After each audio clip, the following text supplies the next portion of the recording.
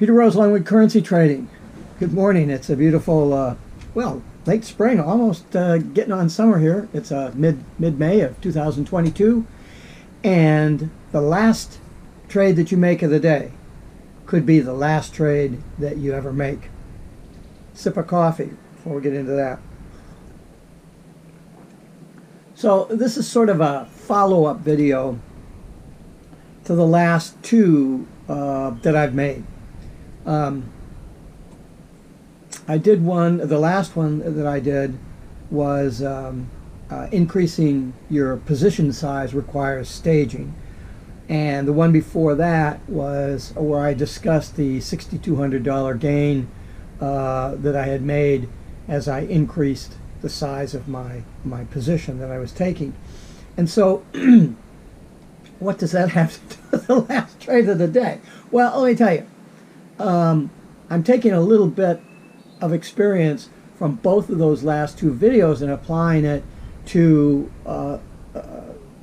the last couple of trades that I've made. Last couple of days I've made $1,900. But the day before, I had done some just slopping around trading. It's a very volatile market right now, and it's really jump ball as to which way the price is going to go. We had all kinds of, it's a dollar-based pair that I'm trading, and so all this stuff with the, this is 2022 in May, so we're coming out of the pandemic situation, getting ready for the next surge. We've got all kinds of bad news about oil and inflation. The markets all over the world are digesting new information on a daily basis, and this is conflicting with large orders that the general institutional traders are trying to get out. Remember, this is a $6.6 trillion a day market. It's probably larger right now. That's a 2021 statistic, I think, so it's probably more than 6.6 trillion. That's a lot of money to be sloshing around out there, and 85% of that, as you know, if you've listened to this channel, is the institutional traders. Retail traders make up only 15% of that, but only 15% of $6.6 trillion. That is a lot of money. So as a result of that,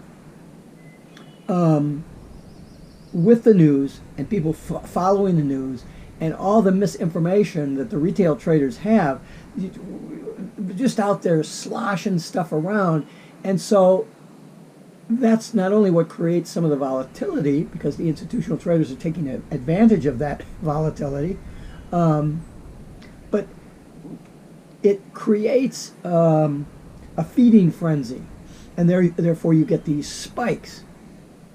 And so, and some spread changes too. The pair that I trade has a 1.5, generally a 1.2, maybe a 1.5, but usually a 1.2, 1.3 pip spread. And the trading day before yesterday, and the pip spreads were 1.3, and then they were 2.8, and then they were 1.5, and then one time they went to 9. Stop the madness. So that makes your trading complicated, but also, if you've watched my other videos, I've basically doubled the size of my trading bank, and I had a six-figure account to start with, but I've increased. You don't bet all that. You have dry powder that you want to keep and all that sort of stuff. But I have increased my position size by 40% in the last 5 or 6 days of trading that I've been doing. And so here I am in the middle of all this volatility. And so a couple of days ago, I'm trying to very carefully pick the times when I'm going in. I must have made I don't know, 3-4 trades trying to catch whatever it was that I was looking for. And I lost a couple $100, and I made $70, and I lost 300, and then I made a couple of hundred, and then and so things were going along just great. I went in and grabbed an opportunity. I made about $400. So I'm up $400 for the day, but it appeared that part of the volatility, you don't call them trends at this point, but if you go down onto the lower time frames, it's a ladder. It's a very steep ladder, but you have to be careful trading on a 5-minute time frame and misinterpreting the start of a trend from that of a out of control volatility move. And so it's interesting in that because of the flurry of trading that I was doing, I made the error and I didn't step back to really look at the big picture of the thing. And when you have real volatility like this, sometimes you need to go way out in your time frame view. And after the debacle that I'm going to describe to you, I did do that. After I closed the account, I made $1,500–1,600 on the trade that I'm going to talk about that I took. But after taking that and going through what I'm going to talk about, I said, what's the big picture here? Let's go way out. Going out to the 1 hour chart just didn't. So I go out to the weekly, and I went, holy shit, I shouldn't even be in this. I shouldn't even be trading right now. That's just stupid. You shut the computer off. And I haven't traded in a couple of days because it's insanity if I'm going to trade with size. And here's the issue. So let's go back a couple of days when I said I made that $400. It's about 400. It's a little less than 400 that I was sitting at, and I saw this quote. Let's do air quotes. Opportunity to take the last trade of the day and scoop. Maybe. I was going to go in with some size. I was going to stage in with some size. So, maybe we'll grab $3,000. That could be. That could be. So, I took the trade. I go in, and it's moving in my favor. And I'll stage in a little bit more. It's going in my favor, and I'm staging in. I'm on a 5-minute chart, and I'm doing this, and I'm backing out to the 15 to see where my profit targets are in relationship to structural areas around me and all that other sort of stuff. So I'm doing all the best practices, but I'm 6 lots into this at the point. And then, boys and girls, all of a sudden, off price goes in the opposite direction. It was like the thing went up like a missile, and it was in the space of, it went up 125 pips in about 15 minutes. But the first spike was just so dramatic. So I'm looking at this thing. So I'm 6 full lots, 125 pips, or actually at that, it's about 125 pips out. And I'm going, that move is not sustainable. I don't care what the volatility is, but that is an institutional mark if I ever saw one. Now, it never turned into pin barring per se because of that volatility. Anyway, what happened was I said, well, so much for the last trade of the day.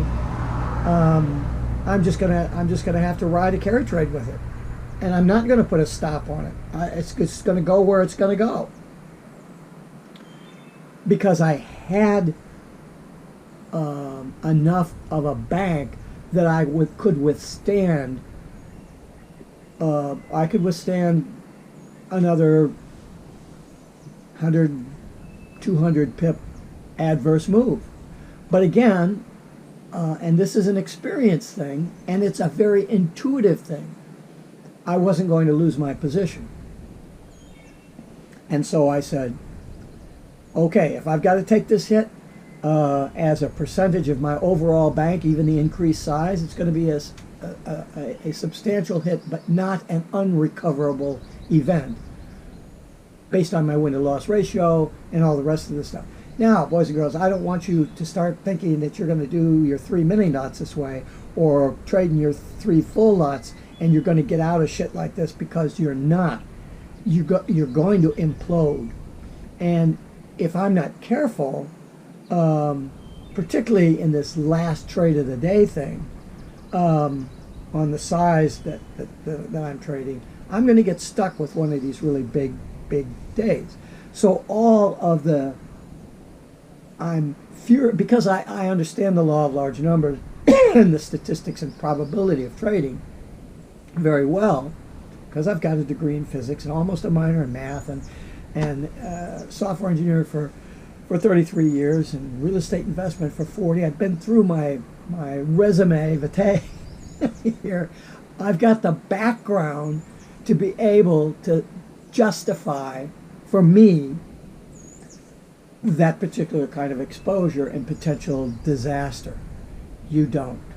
Most people don't. Even I shouldn't, because there's an easier way. So I'm 125 pips out, and I just shut it down, watched a movie, and went to bed, and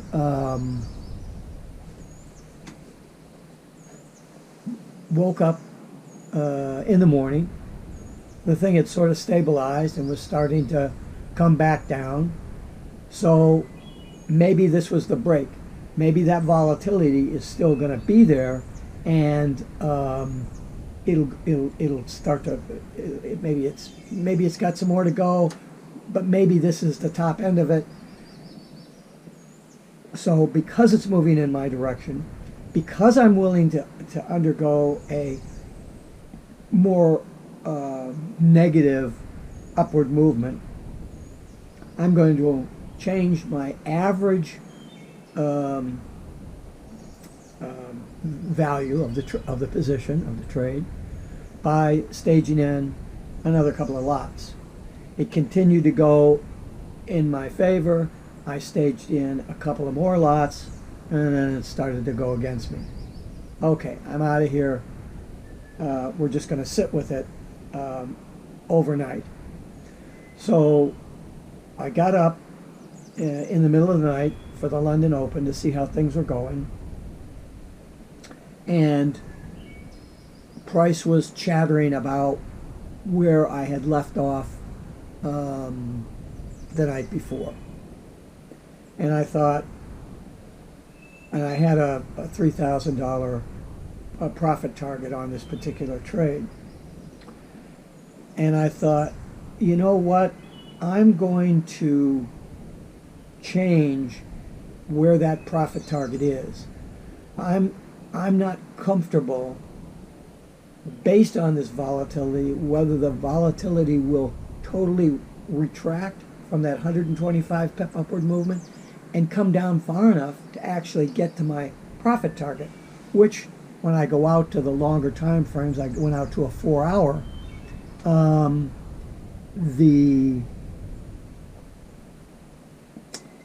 there wasn't a level there, like a support zone, but there were congestions of orders being filled that were above, because I was short, that were above where my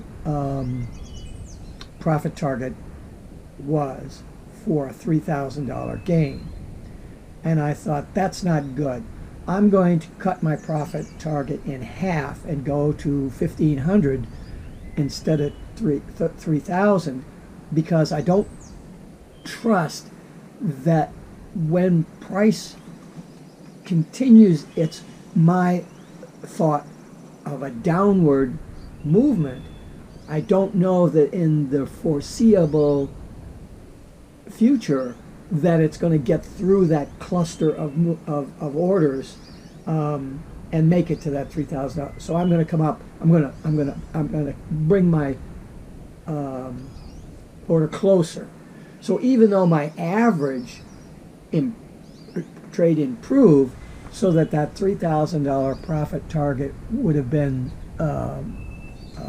still viable and more, I brought it up so it was 1,500. So I brought my profit target up considerably. Sat there, and all of a sudden, it was later in the day, my phone beeped, and I went, "Oh man, what happened?" So I went in there. Price retracted 137 pips from its top, from where I was. Took out my profit target. Went 5 pips below where my profit target was, and immediately shot up 125 pips again. Something like that. I don't know what the exact numbers are because I didn't give a shit at that point. I went, holy crap. That last trade of the day could have been the last trade of the account, because price continued over the next day to go up. So I would have been, it would have been, yeah, I would have been $20,000 out with the additional size that I had put on. That would have hurt. The last trade of the day could be the last trade, particularly when you're doing a couple of different things. One, increasing your position size, and two, doing this during some uncertain times, uncertain volatility. Now, I've pretty good at judging where price will end up, where it should go, because of the economics, because of past price action, because of my experience or whatever. Very rarely do I get that wrong. And when I do get it wrong, I'm usually out, and it's a volatile situation, and I just don't go in. I don't continue for the day. And if it turns to be a major swing point, then that's great. I tend to be short biased because of my understanding of the laws of nature and physics and math and psychology and all that other stuff. But I tend not to trade to the upside, because things fall faster than they go up, and so I'm much better at determining when things are going to be bad or go bad, as I am how things are going to go and keep going good. Right? That doesn't mean I'm a pessimist. I'm just a realist. There's always going to be a retracement no matter which direction you're going in. But if you're going in a long direction, the retracements against you short are violent and steep and quick. If you're short and the retracements go up, they tend to be more slow, and they tend not to be quite as violent or as large, because the institutions are playing you up and picking up as much inventory as they can, and then they sell it off, boom, and down you go. And they just play that game. And eventually, when you settle down into a range, as opposed to the thing either trending up or down or whatever it is, then it's the breakout of that range where the institution just totally flushes out their portfolio. That's why you have folks that do breakout trading from ranges that can do so well. But you have to time that breakout, and if you get it wrong, and it's interesting that in Forex, it's not like in commodities or in stocks or whatever. When you're breaking out of ranges, there's usually a very significant retracement back to whatever level it was that was broken out of, whether it's a support or a resistance level. if you're breaking out to the long side, your your price is going up and bouncing off and you're trying to go long, and price goes up into here like this. Very rarely does it just keep right on going. Usually what happens is it does this and it comes down and retests, and then it might go through that and go back to where it was coming from, or it might do a bounce, or it might go through and then bounce and go up. There's some economic order flow reasons for that. I'm not going to get into that now, but you find that to be sort of characteristic in the currency markets and not in other markets. And so in looking at my short position and the volatility that was going on at the time that seemed to be pushing price lower, that the institutional traders were trying to get out of their positions and bringing stuff down lower because of the uncertainty in the market, I felt relatively safe that in the long run I would be safe. And I was, but I was very fortunate that I brought that stop up the distance that I did, cut my greed of the $3,000 gain to $1,500, because if I would have left my stop where it was and not paid any attention, I would have been a $20,000 negative position, because I wasn't carrying a stop at that point because the price had so far to come back down. I didn't want to get caught. I didn't want to get caught losing my position in one of these random upward spikes. Usually it doesn't do that. It isn't that significant. But the fact that it usually doesn't do that means that sometimes it does that. And you have to be prepared for that. So when you're trading and learning to trade with an all-in, all-out methodology, you have to be really careful because you're all in. You cannot afford to let that price run against you. I don't care what anybody is saying. And even if you are reverse staging, as the thing is going against you, you're getting more inventory, so that when it turns around it has less distance to go before you can make money. You just can't do that, because when you get caught the wrong way, like I was caught in this one, if you're playing with all of your chips, you're going to lose all your chips. It could be the last trade of the account if you do stuff like that. So you have to be really, really, I think, diligent in setting a short stop. And of course the problem is you're going to get taken out 80% of the time by setting that short stop, because you don't have the experience to judge what's going on.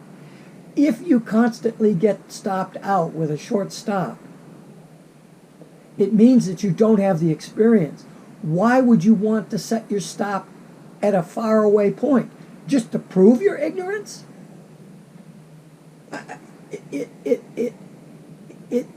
Be careful. Be careful, because the last trade of the day could be the last trade of your account. Peter Rose, Longwood Currency Trading. Have a great day and have a great trading day.